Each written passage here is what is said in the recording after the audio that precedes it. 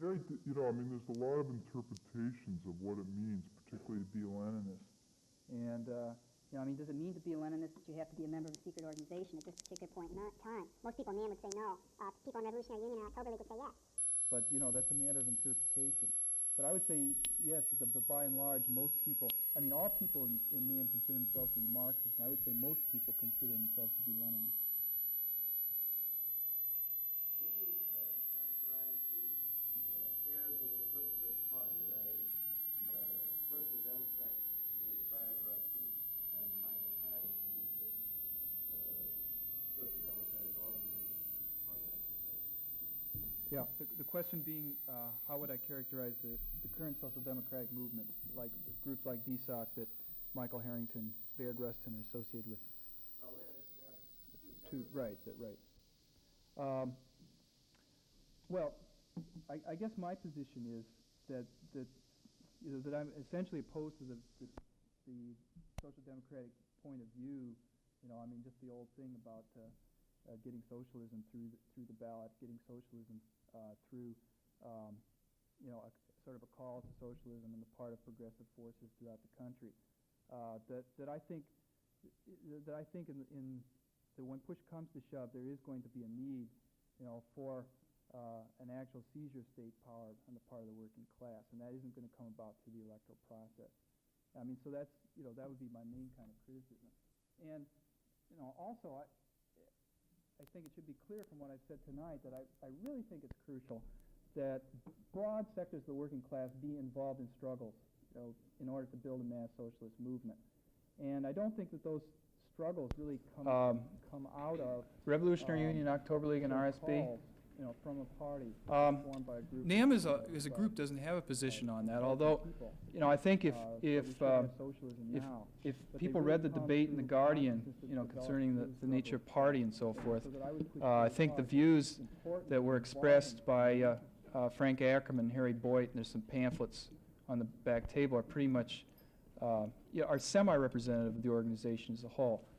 As an organization, we really have pretty much stayed out of direct polemics, with sectarian groups. But I'll give you some personal things, so as not to dodge the question.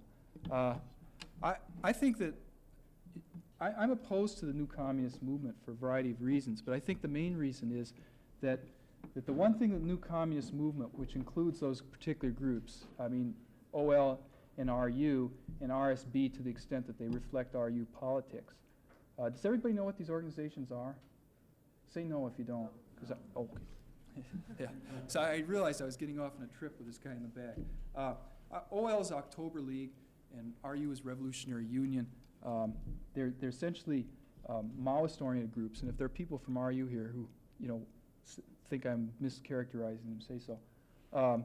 That are very tight, organizationally speaking, democratic centralists, meaning that they have a leadership who is supposedly at least democratically selected, although I don't know how RU's leadership is selected, and which, when decisions are made and after there's debate in the organization, a line is developed, and the cadres in the organization carry out that position in a very disciplined fashion. And I think those are good things, as long as you have a correct line. If you don't, you're in trouble, obviously. The difficulty that I see with it, and my problem with the whole new communist movement, which really includes all those groups that you mentioned, is that I feel that in order to have a line on everything very well developed, that line really has to be grounded in mass practice. And both RU and OL will claim that they do have that kind of practice, and that their particular line is the kind of line that will lead working people to be revolutionaries. I just don't happen to believe that mass practice exists, and I base that on the lines themselves. And I could get off on all my various disagreements on the national question with RU and the trade union question with OL. But I don't feel that kind of mass practice exists, that you can have such a cut and dried line that everybody will go out and follow, and that masses of people are going to absorb, until you've had sufficient amount of practice. I feel the contrary, that it's crucial, and this is really a separate point. I feel in addition that it's crucial, that there be a much broader kind of participation in socialist-oriented struggles, broader than the emphasis which the New Communist movement gives to workers at the point of production. That we have many sectors of the working class. And one of the things that hasn't been done, either by NAM or by the New Communist groups, is to come up with a hard analysis of how this system's affecting different sectors of the working class. That is, all the people that have to work for wages, have to sell their labor as a commodity. And I think for each of those sectors, different strategies are involved. NAM's beginning to develop that kind of analysis, but it has a long ways to go. And I don't think that one particular line, one particular strategy applies to all sectors of the working class simultaneously. So those are just some personal reactions. Granted, a little disjointed and so forth. Yeah. Does NAM believe that it's possible to sum up the practice of past activities like Communist Party, USA, or SDS, or does it believe that it can only sum up the practice that it has had as an organization? I'm sorry, I didn't get that. Do you attempt to sum up the experience of radical groups like the Communist Party or SDS? Oh, yeah. Or do you only Yeah. sum up your own experience? No. No, I see what you're saying.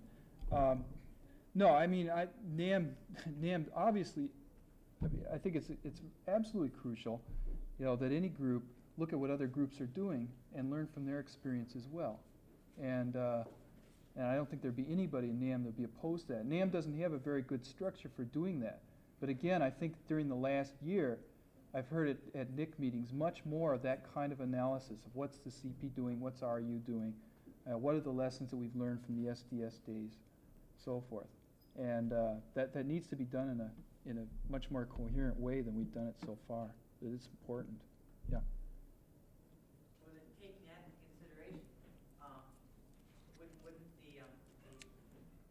the mass struggle that you want to develop, that you want to look at before you form a theoretical line, wouldn't you have a lot more experience to go on then if you took all in all of the struggles in past organizations? Oh, absolutely. And don't get me wrong. I mean, I'm not opposed to what RU's doing in theory, as far as saying, let's all left organizations get together and sum up our practice together and learn from each other. I mean, I think that's a good thing. The only trouble is that my experience has been actually in participating in 2 such sessions with the Revolutionary Union, or with representatives from that organization, is that it hasn't been necessarily a summing up of practice, but is having a trip laid on you. And I just don't think they're sincere about it. At least that's been my experience and the experience of other people in NAM as well. So I think it's a great idea, and I think it should be pursued, but it has to be pursued in a very principled way. Yeah. I guess, I don't know. Go ahead, I'll come back. Is there Somebody somebody else? else want to say something before he comes back? Yeah. How are the leadership chosen in your local chapters? In local chapters or nationally? Local chapters. That really varies from chapter to chapter quite a bit. I think a very common kind of thing is that the members of a chapter elect, a steering committee or central committee of some sort in each local chapter that represents a chapter. I mean, that's the most typical thing that I've seen.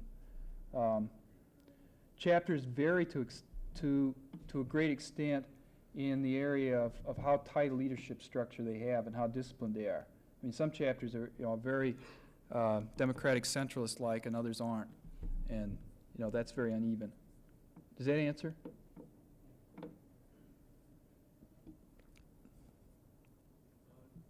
do you carry on struggles? Do you have a newspaper, or do they just go into the NIC? We've got a newspaper, which there's a bunch of them sitting there on the back table. We also have an internal discussion bulletin, some of which we also have back there, where a lot of things are brought up. That's the discussion bulletin is the major vehicle. Okay. In addition to that, we have these meetings, this regional structure that I mentioned, and the expanded NIC meetings, which are the NIC plus the regional representatives, and then our national conventions. And those are the major ways. What's your position on the Soviet Union and People's Republic of China? NAM doesn't have a position on either of those things. Do you want to know what my position is? Okay, I will say one thing that personally, and I think this probably reflects NAM to some extent. I don't think it's a particularly useful thing to do as many Trotskyist groups do, and that is put a tremendous organizational emphasis, on detailed critiques of other socialist countries. I personally am feel that there's a lot more revolutionary work that has to go on, particularly in the Soviet Union. And another thing that I feel about that is that I don't believe that it's a good idea to fall into the trap that the Communist Party fell in relative to the Soviet Union. I say this to the new Maoist groups, and that is, to become so absorbed in Mao Zedong thought that they in essence become, an arm of the Communist Party of the People's Republic. I think that would be a real mistake. I think Mao would think it was a real mistake. And personally, I'm fairly favorably disposed to what's going on in the People's Republic of China, but I don't necessarily see it verbatim as a model for what we should do in the United States. I don't buy the Trotskyist line on the People's Republic of China. Yeah. Going back to your answer question whether most of the members think of themselves as Marxist-Leninists because of the word Leninism. Is it because you don't understand Leninism as well, or is it because you just don't agree with it? You said, no, you just said that you don't have a position on the Soviet Union, and then you said you don't agree with Maoism. And it seems to me that the way you're answering the questions, you are nothing more than a monetary reformist organization. Toward a what? What was the last part of what you said? A reformist? There's a lot of parts to that question. One part, as I perceived it, was my hesitancy to answer on whether we called ourselves Leninists because we don't understand Lenin very well or whether we disagree with it, right? Is that part of it? I think there's a lot of unevenness in NAM as how well they understand Leninism, frankly. I think the hesitancy, though, of putting the initials ML after our name is that we do have, most people in NAM do have certain disagreements with the new communist groups that do put ML after their name. That has come to denote something that we disagree with. That doesn't mean that we reject Marxism-Leninism. I think it's wrong, it's incorrect, to look at Marxism-Leninism as a monolithic thing, as a model that has to be applied for all time, okay? And Lenin wrote very different things about the nature and structure of the party at different points in history. And I think very basic principles of Marxism-Leninism and Mao Zedong thought, for that matter, need to be taken and applied to the American situation and to the international situation today. And otherwise you get into a rather mechanistic kind of application of those things. So, and I wouldn't characterize NAM as anti-Maoist, certainly. I think that there is a rejection on the part of most people in NAM to mechanically applying Maoism to our practice here and accepting, lock, stock, and barrel, everything that Mao Zedong has written. But that's not being anti-Maoist, seems to me. And and as far as being reformist, I really don't know what you mean by that. How could you understand the revolutionary movement correctly? That is, how can you have a correct mind when you're not even taking a stand of social affairs in the Soviet Union? And it seems to me, from a different way, you're repeating the words of Trotsky and Bernstein. I think the reason I don't know about that, but I think the reason that the organization is not taking a position in the Soviet Union is because the organization isn't well developed. And I've been very upfront about that. I don't think it's politically well developed. And what I've been trying to say is that I think we're moving in a direction where we can do things like that. At the same time, I did say that I do consider, personally I consider it incorrect to put a tremendous amount of organizational emphasis, on criticizing socialist movements in other countries, because I think you fall into a trap of anti-communism when you do that. And I think there are higher priorities for NAM personally than writing a reply to Red Paper 7 or something, which was for those who haven't read Red Paper 7, I'm sorry, was a analysis of the situation in the Soviet Union, right? Revolutionary Union.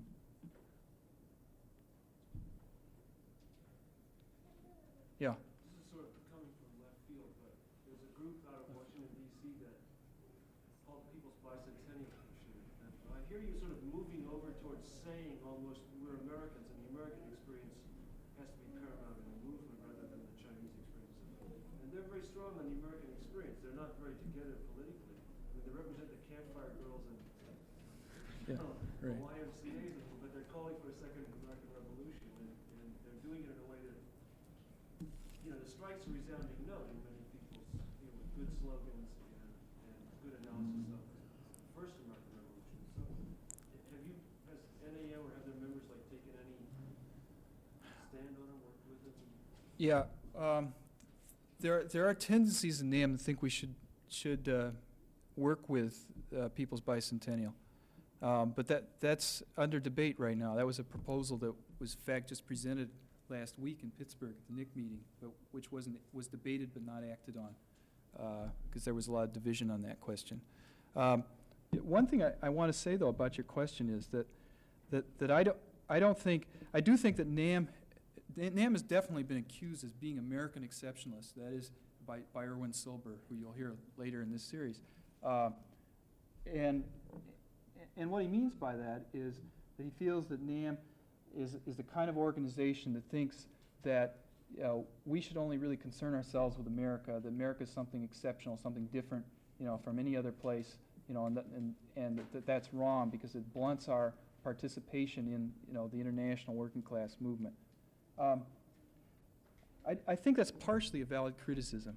I said earlier that, and this is, I'm speaking personally, I said earlier that I thought NAM had been really lax in terms of their whole analysis of internationalism. And it partly goes to your question, too. I mean, I'm not saying you shouldn't do any of that, okay? I'm just saying that there shouldn't be a tremendous organizational emphasis in other socialist countries. But I think there should be a hell of a lot more organizational emphasis on third world movements and movements that are going on abroad now, and promoting international working class solidarity, which we haven't done a hell of a lot of.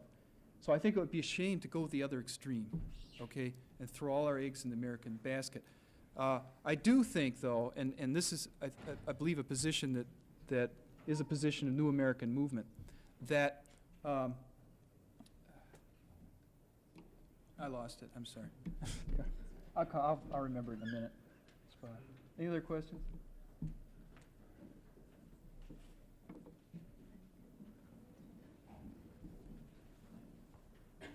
Okay, for people who want to go to the informal discussion afterwards, you just want to remain somewhere over in the corner.